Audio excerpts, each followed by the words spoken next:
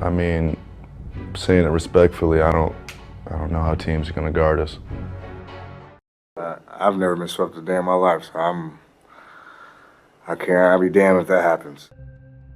Prior to the playoffs, if somebody asked you the question, which lower seed playoff team from 6 to 8 has the best chance to upset their opponent?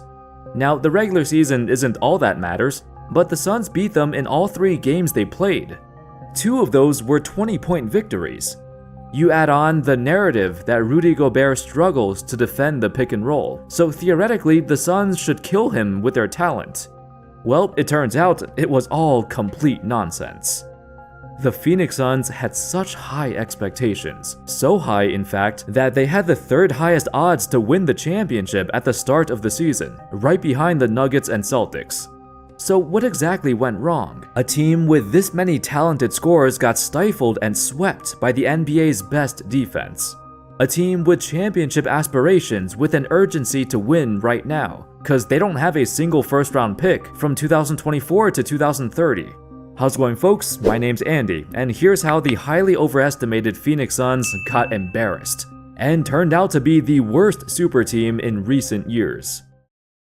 To give you an idea of how poorly constructed the roster is, you gotta first look at their big men rotation. The Suns lost the rebounding battle, severely. They got out-rebounded by an average of 14 per game, and this is largely due to the Suns' bigs being atrocious. Now, the Suns weren't even a bad rebounding team in the regular season, but when the playoffs roll around, Jusuf Nurkic forgot how to box out and always underperforms. His backup, Drew Eubanks, averaged a whopping 1 rebound per game. That's straight up embarrassing. The fact that the Suns' best option at center was Kevin Durant says all you need to know. If you're forced to play Kevin Durant at center because your bigs are shaking in fear, you've lost this series before it even began. But let's rewind a bit. When the Phoenix Suns first acquired Kevin Durant, this comment by Anthony Edwards went viral. So, they got KD, but we got Jaden McDaniels. They got KD, but we got Jaden McDaniels. Got KD, but we got Jaden McDaniels. We got Jaden McDaniels.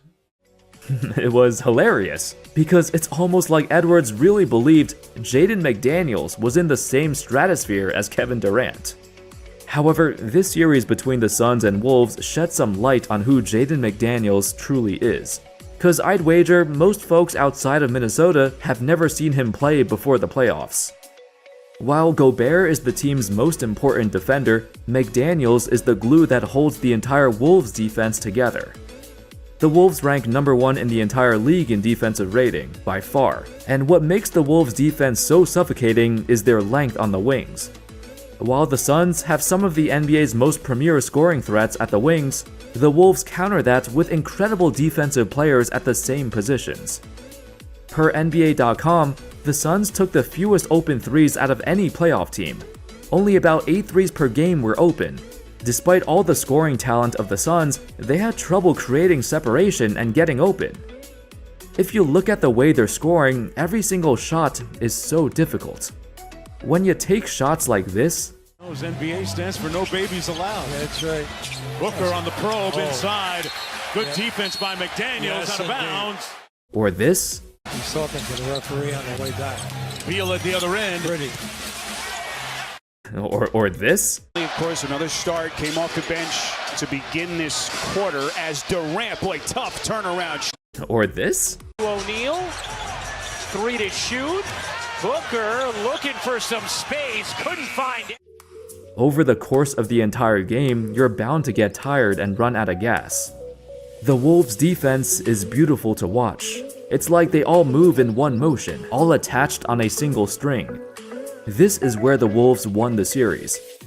Many of their defensive specialists do not have to carry a heavy load on offense, so they can focus all their energy on slowing them down. Not only do they put tremendous pressure on the ball, their length is so bothersome in every passing lane. Every little mistake gets punished by a turnover. The injury to Grayson Allen was a much bigger deal than advertised. He was the best three-point shooter in the entire season, and he'd certainly provide a bit more breathing space for their stars. However, their issues with depth go much further than just him. Compared to the Timberwolves or every other playoff team, the Suns are a very shallow team. It makes sense. When you have 3 players that take up literally the entire salary cap, there's very little room to add good role players. The Suns always knew this was their biggest dilemma, and credit to them, they tried to make some moves at the deadline to improve their team. Specifically, the acquisition of Royce O'Neal was very important to their team's success in the latter half of the season. Unfortunately, it wasn't nearly enough. In the playoffs, they were forced to run the devastating bench rotation of Drew Eubanks, Josh Okogie, and a washed-up Eric Gordon.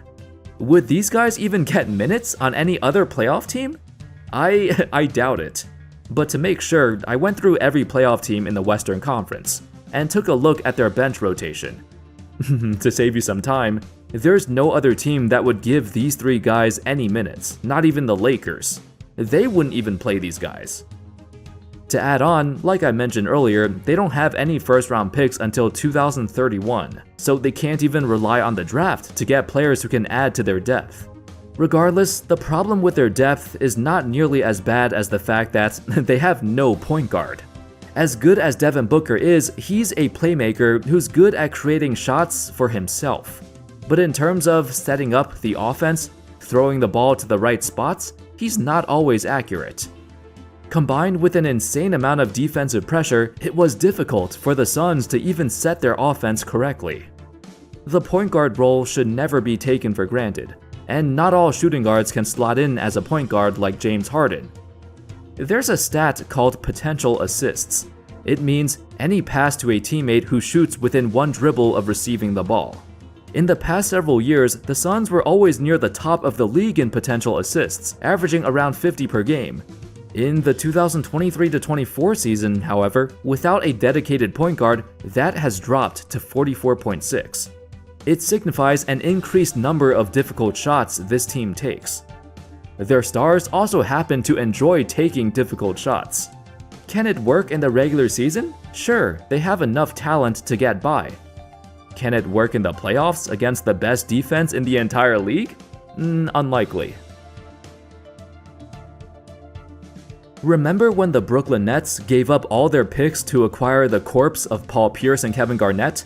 Well, this Suns roster is younger than that, but not by much. And their main guys, besides Durant, are not that old. What is similar is, like the old Brooklyn Nets back then, the Suns' ability to draft and develop young players is non-existent. With no first-round picks in the foreseeable future, and with no young, high-potential talent currently on this team, they've put themselves in an unforgivable situation. They went all in on a super team that doesn't look like they're close to contending. Right after the trade for Bradley Beal, there were skeptics who believed that this team was way too shallow. Their skill sets overlapped and it was just not the right way to build a roster. On the bright side, unlike the disastrous position the Nets were in, the Suns have some wiggle room. For example, both Booker and Durant are making a ton of money, yet they still have the possibility of getting traded, just because they're still fantastic players. Durant will make $50 million a year until he hits free agency in 2026. Now, that is a lot, but there are teams out there willing to take a gamble. He's Kevin Durant, after all. Even if he's not as good as he once was, he's still an elite scorer. The real burden is Bradley Beal. $50 million for Durant? You can justify that. He will sell out arenas wherever he goes. $50 million for Booker? Sure, he's your franchise player in the middle of his prime. But $50 million for Beal, in addition to his no-trade clause, he is the true culprit in holding this team back. Beal's talent clearly does not reflect his salary, and he's near impossible to move. Down the road, we'll probably be comparing Beal's contract to that of Tobias Harris. The Sixers spent 5 years paying Tobias close to $40 million a year to be a glorified role player. Beal, while he is a former All-Star, on a team like this, he's been basically regressed into a role player. This era of the Phoenix Suns will go down in history as a colossal failure. The worst assembled super team in modern history. Right from the start, there were doubts, and they've proven to be true. What does the future hold for this franchise? Thank you all so much for watching. I hope y'all enjoyed the video. Let me know your thoughts in the comment section. And of course, as always, I'll see you next time. Peace.